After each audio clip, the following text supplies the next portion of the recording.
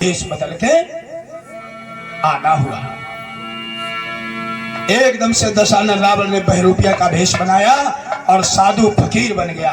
और फकीर बनकर ही बोला, बेचान दे मैया भूखे को भोजन दो। तो सीता अंदर थी। रावण आया, देखा कि परण कुटी में कोई नहीं है। तो रावण जाकर के जब परण कुटी के गेट पर पहुंचा, उसने सोचा कि स्त्री अकेली है, कोई है नहीं, लाओ इसके सतीत्व को दिखाएं, इससे छल करें। तो रावण जैसे ही पहुंचा, तो लक्ष्मण ने रेखा खींची थी, उस पर जैसे हाथ बढ़ाता है तो क्या हुआ, रेखा रंग बदल रही है कि जो ही रावण बढ़ा आगे त्यों रेखा रंग बदलती है।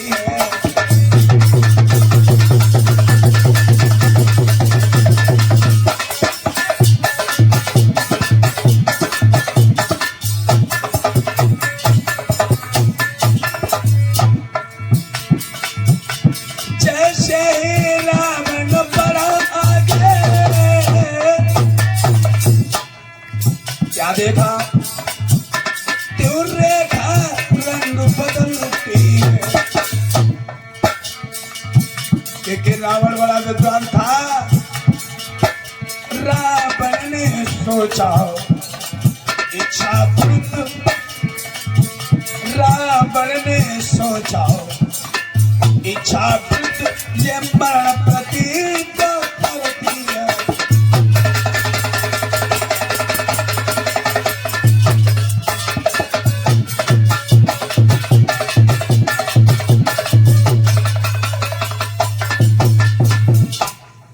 रावण सोचने लगा कि विद्वान था, देखा कि रेखा जो है रंग बदल रही है।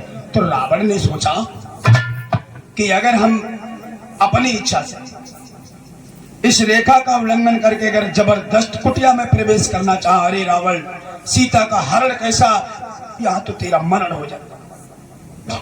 ये सोच करके रावण आगे नहीं गया, पीछे लौट आया।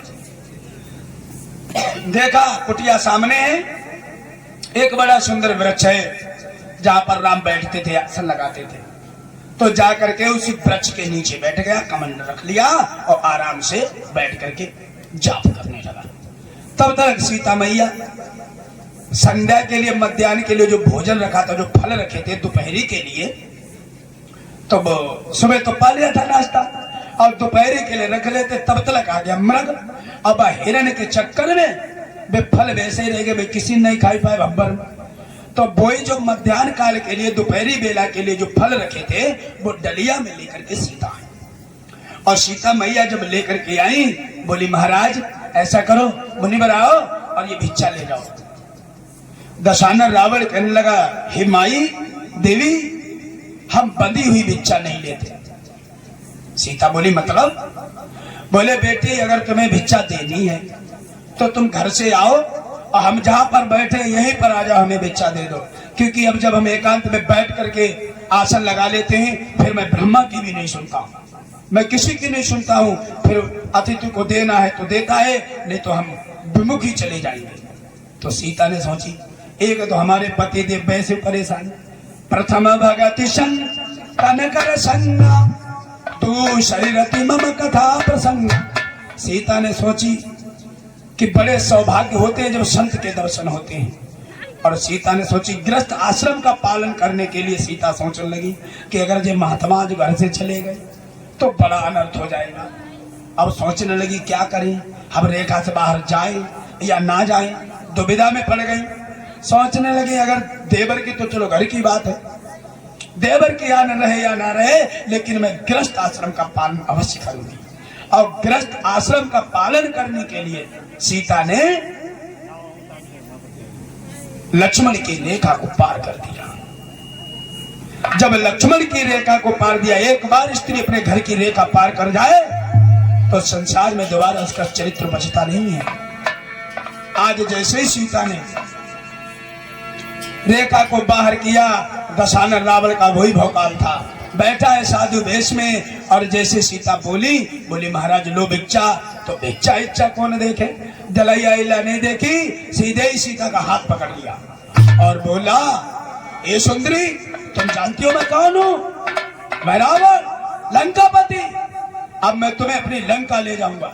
जब सीता ने सुनी रावण तो एकदम से थरथरा गई, बोली, अरे ये क्या हो रहा है, ये मैंने कौन सा अपराध कर दिया, बचाओ बचाओ, बन के देवी देवता बचाओ। स्त्री जब अपने आपे में नहीं आती है, जब आगे ठोकर लगती है तब दिखाई देता है। अब सीता के पास बड़ी मजबूरी, रोने लगी। सीता चिल्लाने लगी, लक्ष्मण प्रभु, लक्ष्मण मुझे बचाओ। कि सीता